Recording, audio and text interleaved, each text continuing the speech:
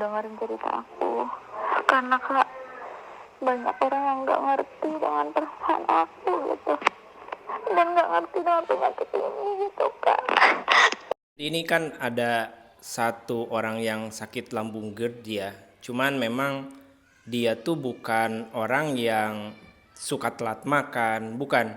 Bukan orang yang suka makan makanan pedas kayak gitu, bukan.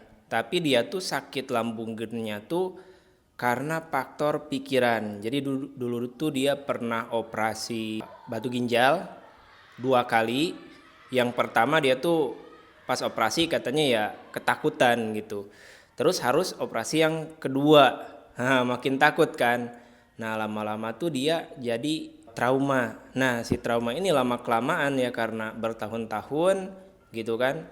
Kepikiran terus yang akhirnya dia jadi sakit lambung. Jadi kalau yang kasusnya seperti ini tuh biasanya tuh disebut dispepsia fungsional. Jadi dia tuh begah doang.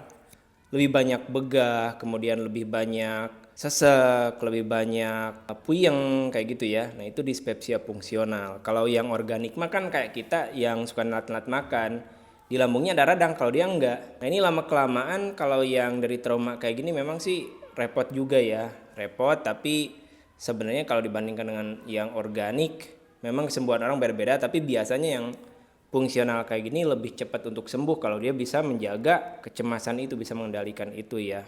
Bahkan ini anxiety-nya karena udah lama di rumahnya nggak ada yang ngerti kondisi dia ya, karena dia trauma jadi disangkanya kan kayak aku dulu waktu sakit, disangkanya tuh kayak orang yang pura-pura atau cari simpati, padahal kita memang sakit, cuman karena sakitnya sakit mental kan, lambungnya ada juga gitu kan, jadi kelihatannya nggak kayak orang sakit pada umumnya gitu kan. Kalau orang yang sakit mah kan berbaring, kita masih bisa jalan-jalan, tapi mental kena gitu ya.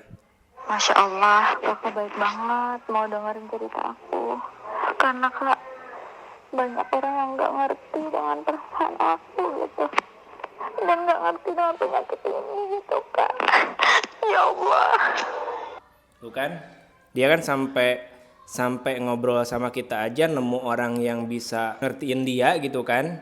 Dia kan beli herbal ansima ke kita, terus kita bimbing, dia tuh merasa ada yang peduli gitu sama dia. Nah, itu dia makanya kalau misalkan orang yang sakit GERD anxiety itu yang harus disembuhkannya itu pertama dari lambungnya ya, yang kedua dari anxiety-nya gitu kan. Jadi selain kita kasih obat untuk lambung, untuk fisik ya, untuk menutrisi otak, nah kita juga kasih motivasi bimbingan di keseharian dia gitu ya. Meskipun bimbingannya tuh minimal gitu kayak gitu, cuman lewat voice note ataupun chat, tapi ini ngaruh banget buat mereka, ini membantu untuk kesembuhan mereka. Ansimak sudah tersedia di Shopee dan TikTok Shop.